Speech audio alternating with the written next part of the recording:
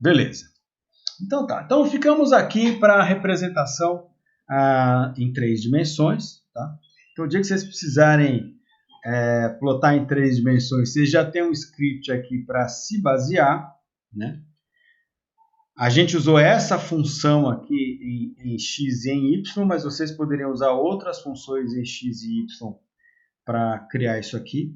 Uma vez eu fiz uma análise do efeito de crescimento da biomassa de mangue em função da quantidade de matéria orgânica do solo do mangue e a salinidade.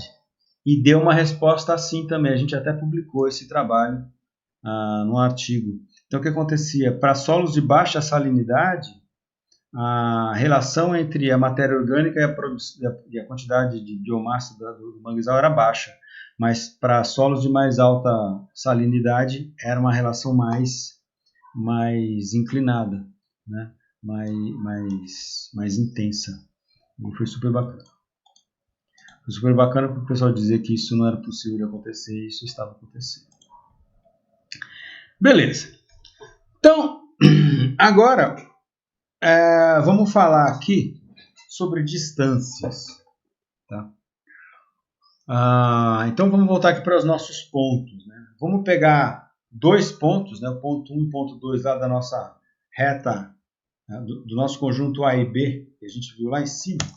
Vamos plotar aqui. Então a gente tem esses 2 pontos aí. Tá? Tá aqui os 2 pontos. A gente tem essa distância. Como é que eu faço para calcular essa distância? Né? Uma forma de calcular essa distância é usar o teorema de Pitágoras. Né?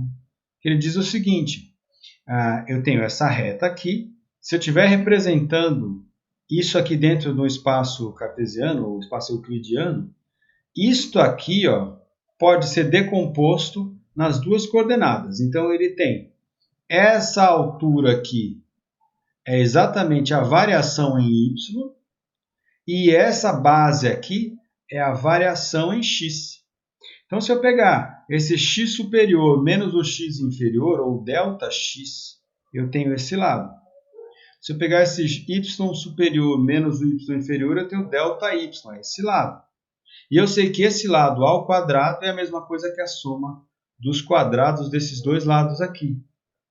Então, o que eu posso fazer? Eu posso pegar o ΔX elevado ao quadrado, mais o ΔY elevado ao quadrado, tirar a raiz quadrada e eu sei exatamente essa distância aqui. Essa distância é chamada distância euclidiana, do Euclides, aquele mesmo dos livros, tá? Século IV, V a.C. Botei lá no slide, mas eu nunca sei. Então tá. Como é que é? Bom, eu fiz um script aí para a gente fazer um desenhinho do triângulo naquela figura lá. Então vai ser um polígono, né? E como é que eu vou fazer isso? Então para eu fazer um polígono, eu já tenho 2 vértices, eu precisaria desse terceiro aqui. Quais são os pontos desse terceiro vértice? Eles são o menor x da sequência e o menor y da sequência. Mas e agora? Como é que eu faço? Então eu preciso de 3 pontos. Eu tenho que ter o ponto 1 e o 2 do A, o ponto 1 e o 2 do B. Mas eu tenho que ter um terceiro ponto em x e em y. Olha, existe uma função que ordena um vetor. Ordena de maneira decrescente, é a função sort. Então, olha só, se eu der um sort do vetor com os 2 primeiros valores de A, vou até copiar e colar aqui embaixo para vocês verem o que acontece. Sort A, entre colchetes, 1 a 2. Ele ordenou 2.87 para o 6.88. Se eu pegar o primeiro elemento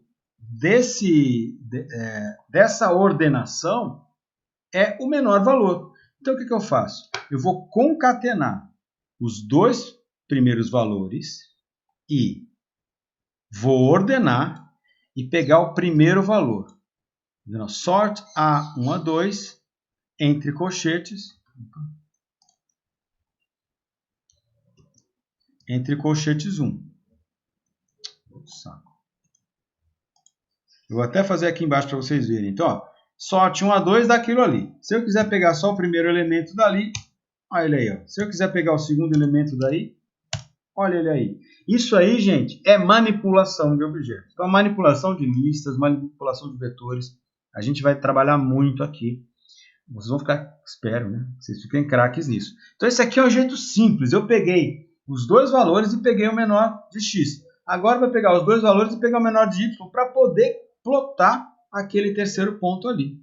Então, vai ser o polígono. Aqui eu vou concatenar esses que são 3 pontos, né? Então, são esses dois e mais esse. Concatenar esses 3 pontos, que são esses dois e mais esse. Tá? E vou plotar o nosso polígono com o line type igual a 2.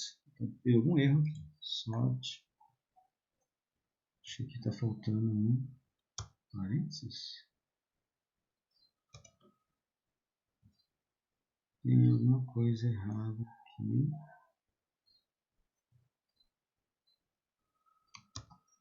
Pronto.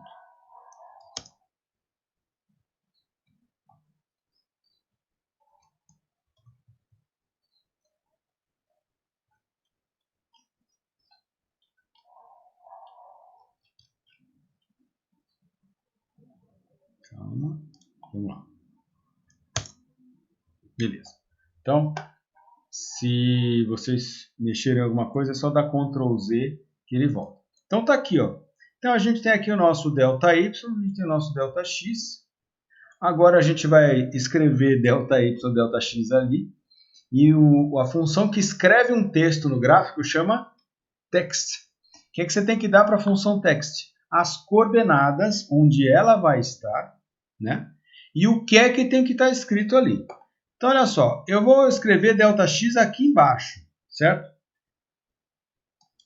Aqui embaixo, tá? Então, como é que eu faço para escrever ΔX aqui embaixo? Eu tenho que saber, a coordenada disso aqui isso aqui é metade de x,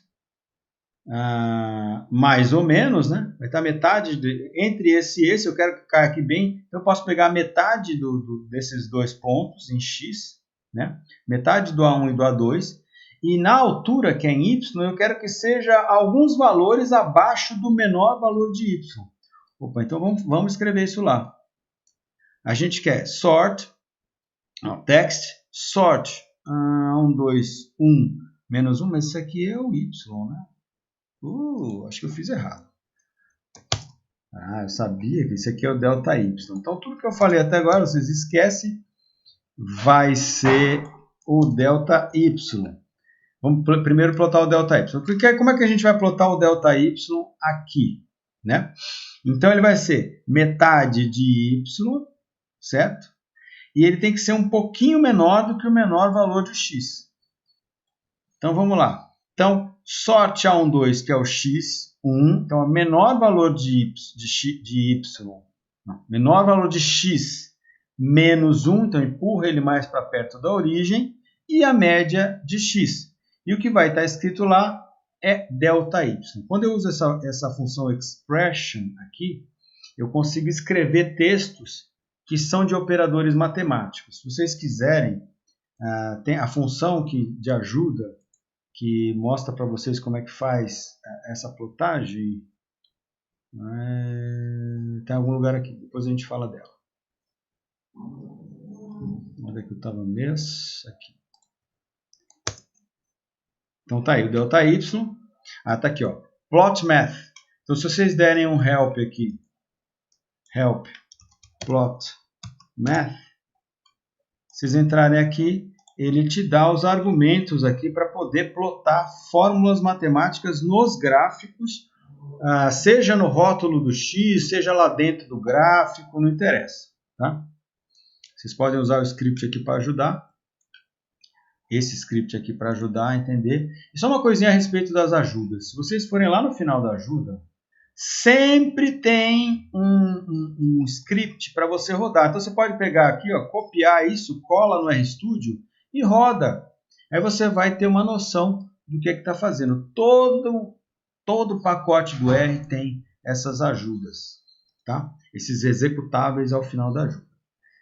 Então, beleza, agora eu quero, mas não parei por aí, eu quero escrever ΔX aqui embaixo. Agora sim, ΔX. Onde que ele vai estar em X? Ele vai estar na média dos dois pontos de X. E onde que ele vai estar em Y? Ele vai estar para baixo do menor valor de Y. Então, text, então, metade de X, ordena Y, pega o primeiro valor, ou seja, o menor valor, menos 1, e escreve delta X, viu? Corrijam aí no script de vocês. Beleza. E agora eu vou fazer um negócio mais bacana ainda, ó. Eu vou colocar as letras A, B e C. Lembra que a gente viu que existe um vetor lá no R que tem as letras maiúsculas e letras minúsculas? Lembra? Pois é, eu posso usar ele para criar os meus textos aqui. Aqui são as coordenadas. Então, são 3 pontos que eu vou colocar, então tem que ter 3 coordenadas. O que eu peguei aqui para achar essas 3 coordenadas, tá? Achar essas 3 coordenadas, eu copiei o script para criar o triângulo, tá? E aí eu disse que o label que ia estar ali vem do vetor letters, né? Letters, vocês lembram? Ele é esse vetor que tem todas as letras do alfabeto minúsculas e tem o letters maiúsculo, né? Então eu quero a letra A, B e C, então é 1 a 3. E aqui eu coloquei numa posição. A posição é um deslocamento que vai ter em relação ao ponto de referência, tá? A posição número 1 é para baixo, número 2 é para a esquerda, número 3 é para cima, número 4 é para a direita, tá? Então eu sabia quem era quem aí dos vértices e por tentativa e erro eu coloquei esses valores, 4, 3 e 2. E por fim, a fórmula do Pitágoras. E aí eu abusei, então, tá vendo? Eu queria que ela ficasse na metade de x, né? Queria que ela ficasse bem para baixo de y, então o menor valor de y menos 2,5, né? E aqui eu usei como é que a gente faz para escrever. Então, A vezes B aparece aqui no gráfico como AB. Tá? Igual, igual aparece como igual. A raiz quadrada aparece como símbolo da raiz quadrada. E aí lá dentro, delta, quando eu escrevo delta, aparece a letra grega delta. Tá? Então, delta vezes x ao quadrado, mais delta vezes y ao quadrado, então apareceu aqui. Então, a raiz, e entre parênteses, né?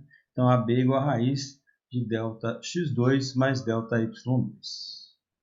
Beleza? Então tá, então como é que eu faria para calcular a distância entre dois pontos, né?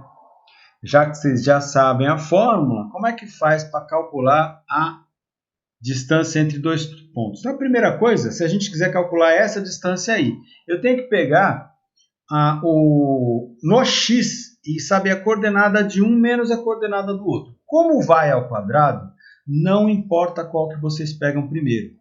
Então, vamos chamar aqui de dx. dx é igual a A1, então, primeiro elemento, menos o A2. Tá? Quem é dx? Então, o A1 é menor do que o A2, então deu menos 5,007.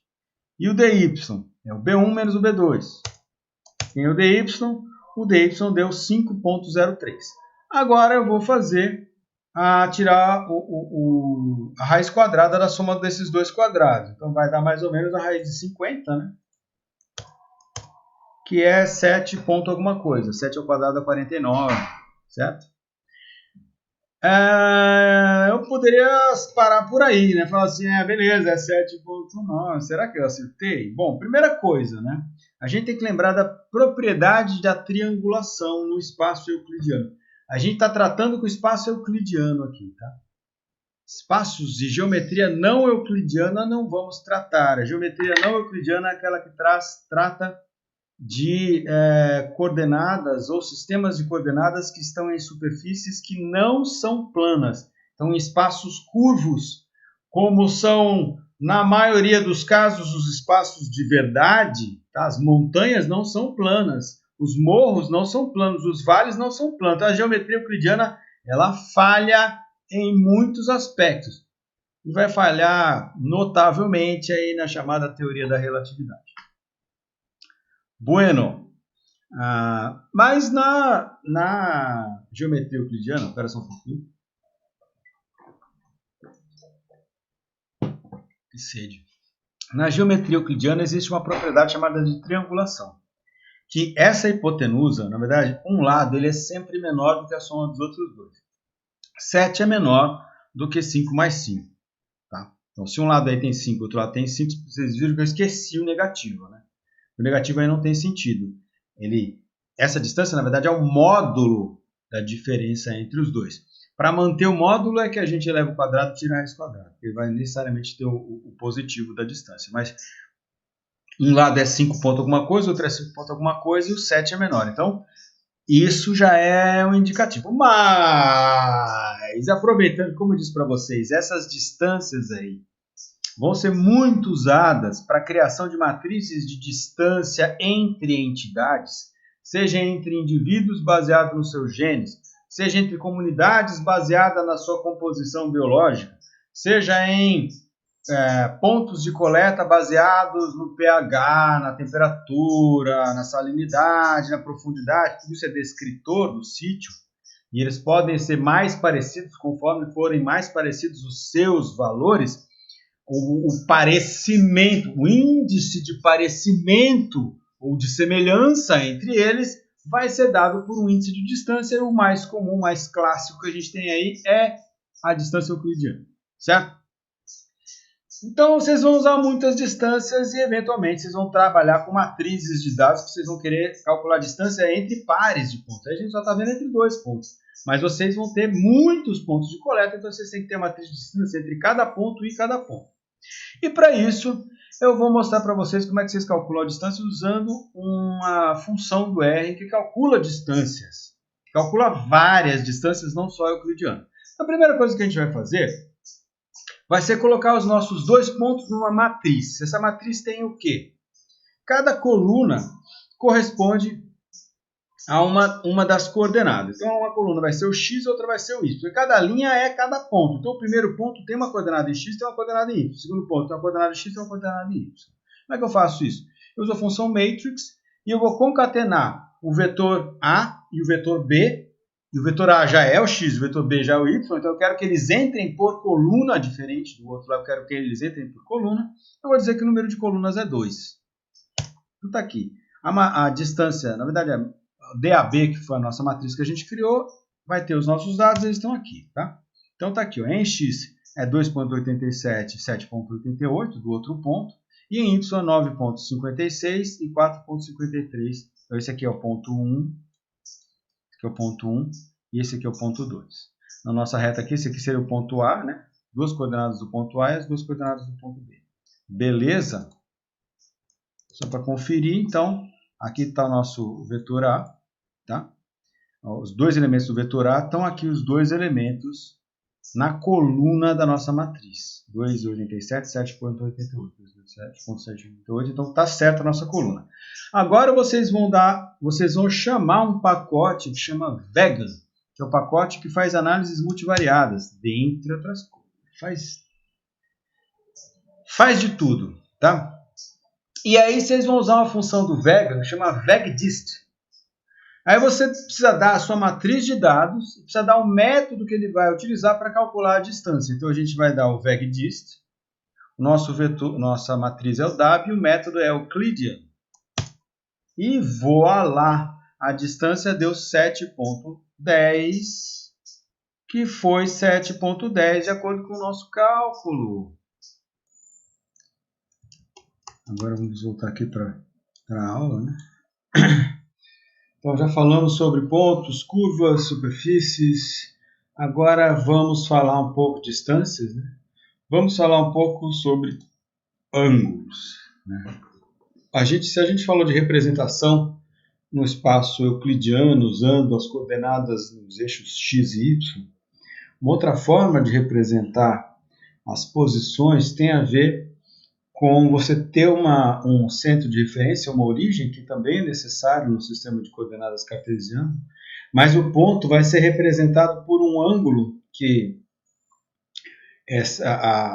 o cruzamento entre a reta que passa por esse ponto e a origem forma, né, com o eixo X aqui, né, com esse eixo base, né, e então o ângulo e esse comprimento, tá? Então essa é a base do sistema de coordenadas chamadas coordenadas polares. Então, para poder falar de coordenadas polares, tem que voltar um pouquinho e falar sobre ângulos, né? Então a gente tem várias formas de se dividir. Então os ângulos, eles as direções possíveis, elas vão comprimir esse espaço todo, de toda a volta que você pode dar, né? Então se você está olhando aqui para frente, você pode olhar para o lado, para trás, para o outro lado, depois voltar para frente. Então se você girar, você retorna ao mesmo lugar, né? Aí você tem várias formas de dividir esses ângulos, né? Uma das formas que nós temos, que já é uma tradição antiga, se eu não me engano, é dos babilônios, né, que usavam esses sistemas de divisão em 60, né, é a divisão desse espaço em 360 unidades ou 360 graus. Cada grau dividido em 60 minutos, cada minuto dividido em 60 segundos. Então, é um sistema que não é um sistema decimal, é um sistema que divide por 60. Tá? A outra forma, que é a forma que, por exemplo, é usada no R para a divisão dos ângulos, é você considerar que esse arco formado por esse ângulo, né, poderia ser representado. Vamos supor que você tenha um círculo, né? Então esse círculo, se a gente contar e dividir em graus, esse círculo teria 360. Mas um círculo definido, ele teria um raio. E se você pegasse esse raio, entortasse, colocasse ele ali na linha da circunferência, né? Pegar esse raio, entortar e colocar na linha da circunferência, ele seria uma unidade natural, que é chamada de radiano, né?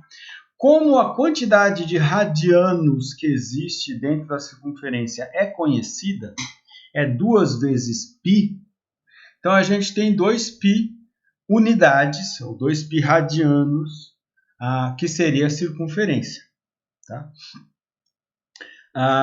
Então, eu consigo, inclusive, relacionar como que as coordenadas cartesianas elas podem ser convertidas em coordenadas polares agora. E contar por ângulo tem várias vantagens. Tá? Então, trabalhar com ângulos tem várias vantagens. Né? E aí eu vou apresentar para vocês algumas funções trigonométricas que tem a ver justamente com essa relação entre o ângulo e as projeções nos eixos x e y. Né? Então, se a gente pegar um círculo, vamos chamar aqui, vamos pegar um círculo cujo raio é uma unidade. Tá? Uma unidade, 1 centímetro, 1 metro, mas é uma unidade. Né? Se a gente reescalonar esse círculo e mantiver essa unidade comum, as proporções vão se manter. Tá? Se a gente pegar um ângulo qualquer aqui e projetarmos a sombra desse ângulo perpendicularmente ao eixo x, a gente tem uma distância aqui que é menor do que o raio. Vai ser igual ao raio quando o nosso ângulo for 0 graus ou 0 radianos. Então, ele vai ser igual ao raio. Essa projeção vai valer 1. Tá? Conforme a gente vai andando aqui, essa projeção vai diminuindo até chegar em 0, quando a gente tem esse ângulo aqui, que é π sobre 2. Tá? Então, isso aqui é 2π radianos, isso aqui é π radianos, isso daqui é π sobre 2 radianos. E a metade desse ângulo aqui, que é o ângulo reto, é π sobre 4 radianos. Então, eu vou ter aqui que conforme eu vou andando, então essa projeção aqui vai diminuindo. Essa projeção do eixo x, a gente vai chamar de cosseno. Tá? E a projeção no eixo y, a gente vai chamar de seno. O seno tem um padrão oposto.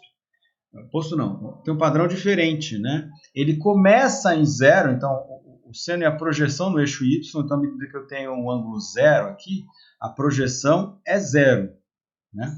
Se eu for andando, eu começo a aumentar o tamanho da projeção até que em 90 graus, ou em π sobre 2, a gente tem, então, o seno desse ângulo de π sobre 2 vai ser 1. Tá? Então, aquilo ali para o círculo trigonométrico. Como eu falei para vocês, se a gente escalonar, né, se a gente aumentar o raio de 1 para um raio de qualquer tamanho, a gente vai continuar mantendo as relações entre o ângulo e a projeção dado pelo cosseno.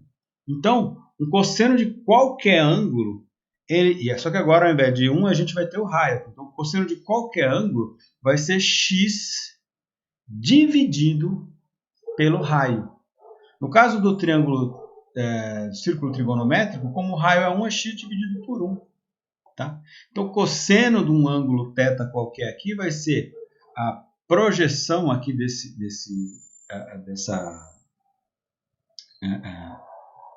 desse raio sobre esse eixo x, né? E vai ser esse tamanho x dividido pelo esse comprimento. Tá? Se a gente colocar esse triângulo para o lado de cá, a gente vai ver que isso daqui é um triângulo retângulo, que essa projeção aqui é ortogonal, então ela é de 90 graus.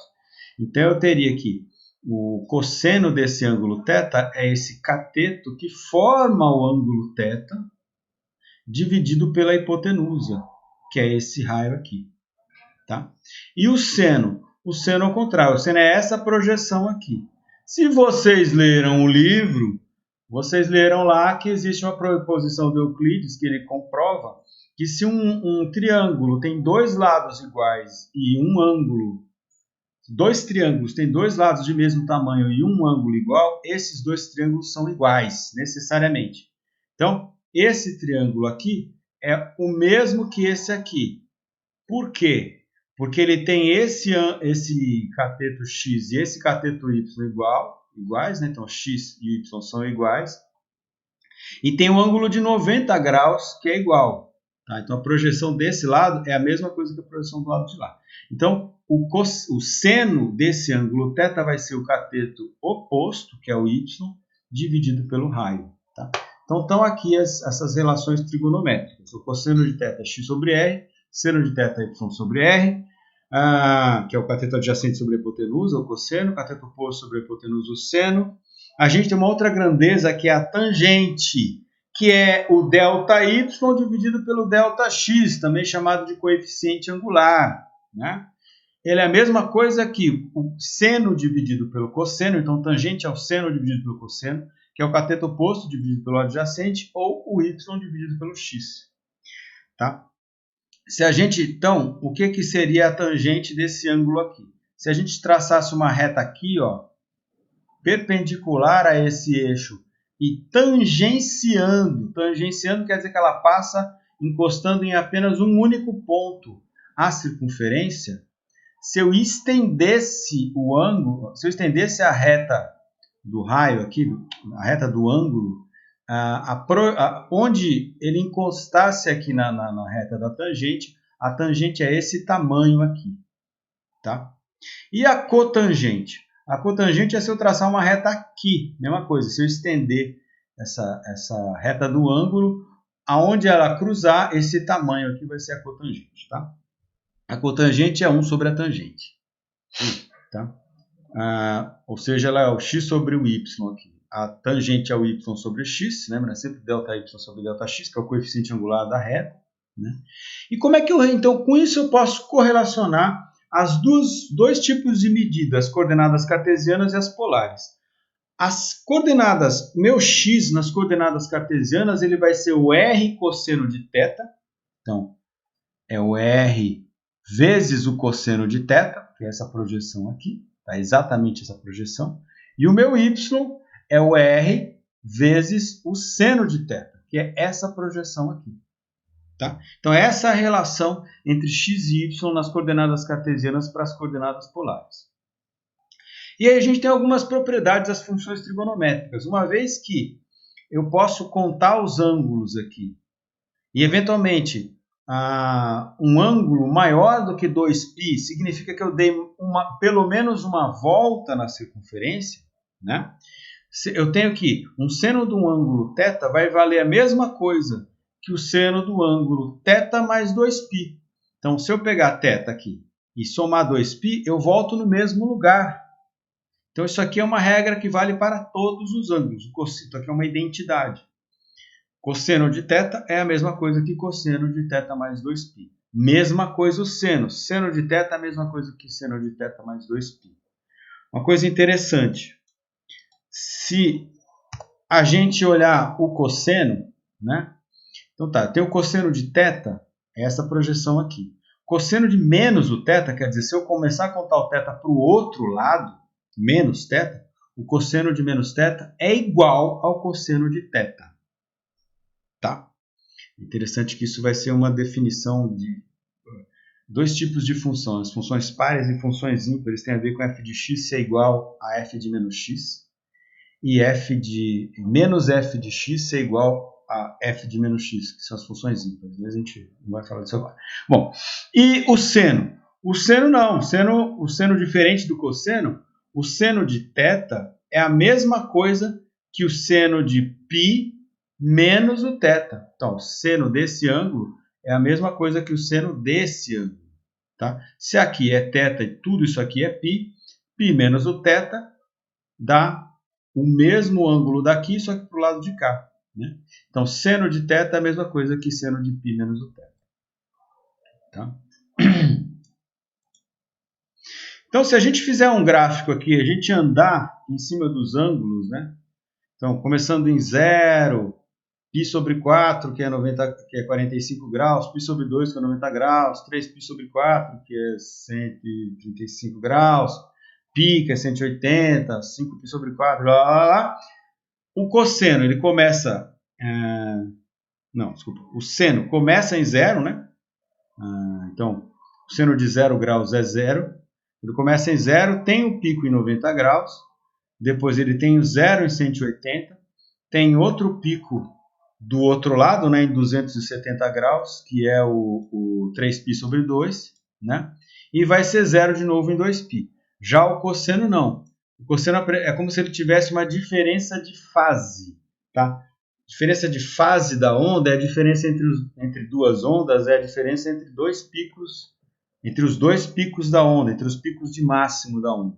Então o cosseno começa aqui valendo 1 em 0 graus, ele vira 0 lá em 180, desculpa, ele vira 0 em 90 graus, ele vira menos 1 em 180 graus, ele volta a ser 0 em 270 e vale 1 de novo em 360 ou 2π radianos. Tá? Porque eu não consigo falar em radiano, né? Tem que falar em novo, tem que falar em grau. Né? É a minha educação matemática. É essa. Lamento.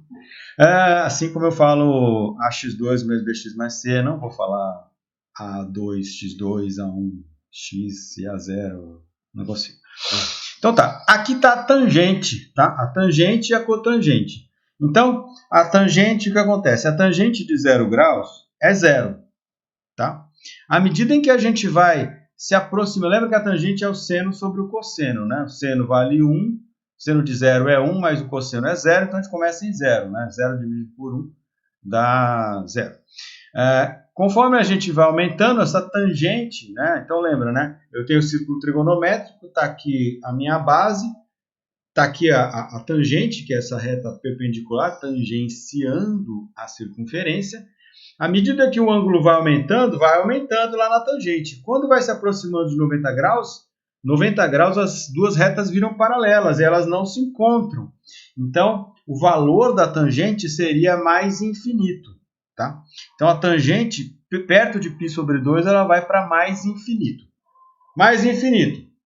Quando ela passa para o outro lado, aí eu tenho a tangente sendo calculada lá para baixo, né? Como uma projeção, né? Uma continuação daquele ângulo acima de 90 graus. Então, ela vai para o mais infinito e volta do menos infinito. Ela deu a volta no universo infinito e voltou pelo menos infinito. É assim, entendeu? É ótimo isso, né? Isso é fantástico. Então ela volta, ela vai para o mais infinito e volta no menos infinito. É igual 1 sobre x. 1 sobre x também é fantástico. Ele vai e volta. E volta de outro lugar. Então, aí ele volta, né? Vai ser 0 de novo em 90 graus. Então a gente volta a ser, desculpa, em 180 graus, né? Em π radianos volta a ser 180. Então ela vai ter esse comportamento aqui cíclico, né? A cotangente é o contrário, né? A cotangente de zero é mais infinito. Aí ela começa lá no mais infinito, vem diminuindo, diminuindo, diminuindo. Ela vira zero em 90 graus, né? E vai ser menos infinito lá em 180 graus. Depois, um pouquinho acima de 180 graus, ela volta do mais infinito, ela deu a volta no universo infinito. Praticamente uma geometria não euclidiana.